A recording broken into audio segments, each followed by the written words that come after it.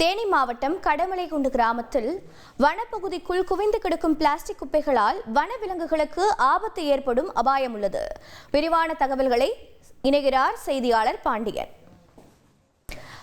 வணக்கம். தற்போது இந்த பிளாஸ்டிக் குப்பைகளால் வனவிலங்குகளுக்கு ஏற்படக்கூடிய அபாயம் என்ன? இதனை அப்புறப்படுத்த என்ன நடவடிக்கை மேற்கொள்ளப்பட்டுள்ளது?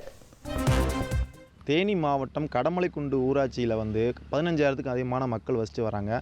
இந்த ஊரில் அன்றாட சேரக்கூடிய சுமார் 5 டன் அளவிலான குப்பைகள் ஊராட்சிக்கு சொந்தமான குமணந்தொழு சாலையில் மலையடிவாரத்தில் உள்ள ஒரு குப்பை கிடங்களை கொட்டிட்டு வர்றது வழக்கமாக இருக்குது.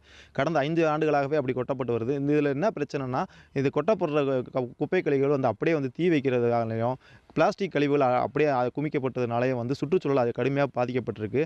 அருகில் உள்ள வனப்பகுதிகளிலேயும் குப்பைகள் அதிகமாக சூழ்ந்திருக்கிறதுனால வனப்பகுதியில் இருக்க வன விலங்குகளும் கடுமையாக பாதிக்கப்பட்டிருக்கு. இதன் காரணமாக இப்பகுதி மக்களும் கடுமையாக பாதிக்கக்கூடிய ஒரு சூழ்நிலை இருக்குது. இது குறித்து இதே பகுதியை சேர்ந்தவர்களுக்கு தெரிஞ்சுக்கலாம். இந்த வனப்பகுதியில் குப்பைகள் சேர்ந்திருக்கிறதுனால ஏற்பட்டுள்ள சுற்றுச்சூழல்களை பற்றி உங்களோட கருத்து என்ன? வணக்கம். என்னுடைய பேர் முனைவர் ஆர் காமராஜ். இந்த கடமலைக்குண்டு ஊராட்சியில் நான் பிறந்த காலத்திலேருந்து இங்கே தான் இருக்கிறேன். கடமலைக்குண்டு ஊராட்சியில் சிறிய ஊராக இருக்கும்போது அளவான குப்பைகள் உற்பத்தி ஆச்சு. இப்போ பார்த்தீங்கன்னா சுமார் 5 டன்லேருந்து 6 டன் குப்பைகள் உற்பத்தி ஆகுது. இதை கடமலைக்குண்டு ஊராட்சி நிர்வாகத்திலிருந்து அப்புறப்படுத்தி கடமலைக்குண்டு குமணந்தொழு ரோடு சாலையில் இந்த குப்பைகளை குமிச்சாங்க. இதில் பார்த்தீங்கன்னா குப்பைகள் குமிக்கப்படும் போது அதில் அந்த குப்பைகள் அகற்றப்படாமையும் திடக்கழிவு மேலாண்மை செய்யாமையும் இது தீ வச்சு விட்றாங்க. அப்படி தீ வைக்கிறதுனால இந்த பகுதியில் உள்ள வனவிலங்குகள் குறிப்பாக தேனீக்கள் தேன் கூடு கட்டுறதில் இந்த மலையில் கட்டும். தேன் கூடு மலை தான் சொல்லுவோம். ஆனால் இப்போ எந்த ஒரு தேனியும் இங்கே வர்றதில்லை. இது போன்ற அதிகமான வனவிலங்குகள் இதெல்லாம் பாதிக்கப்படுது. அதுபோக அது பக்கத்தில் பார்த்திங்கன்னா 50க்கும் மேற்பட்ட வீடுகள் இருக்குது. அவங்களும் இந்த சுகாதார சூழ்நிலையில் காரணமாக அவங்க நோய்வாய்ப்படக்கூடிய சூழல் இருக்குது. இந்த கடமலைக்குண்டு ஊராட்சியில் இருக்க இந்த குப்பை கிடங்களை கடமலைக்குண்டு ஊராட்சியை சுற்றி உள்ள பொன்னன்படுகை, குமணந்தொழு, மயிலாடும்பாறை, பாலுத்து போன்ற ஊராட்சியிலிருந்து சேர்ந்து இந்த குப்பையை கொட்டுறதுனால திடக்கழிவு முறையான முறையில் இதை மேலாண்மை செய்ய மாட்டேன்றாங்க. இது அரசாங்கம் தலையிட்டு இந்த திடக்கழிவு மேலாண்மை முறையாக செய்து சுற்றுச்சூழலையும் பொதுமக்களையும் பாதிக்கிற வரத்தில் செய்யணும்.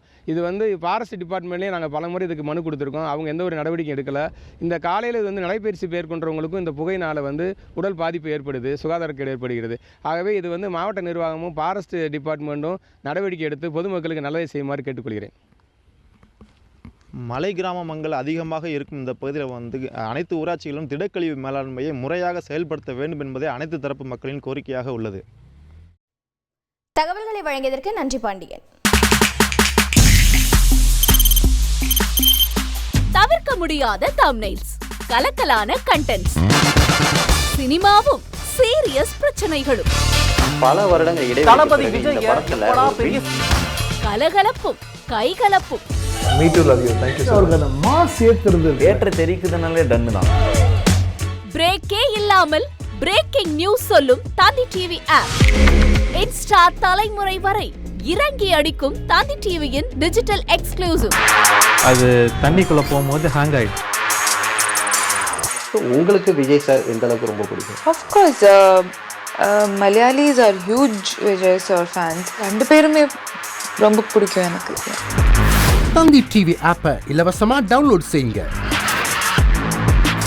ஃபாலோ பண்ணுங்க, சப்ஸ்கிரைப் பண்ணுங்க, என்ஜாய் பண்ணுங்க.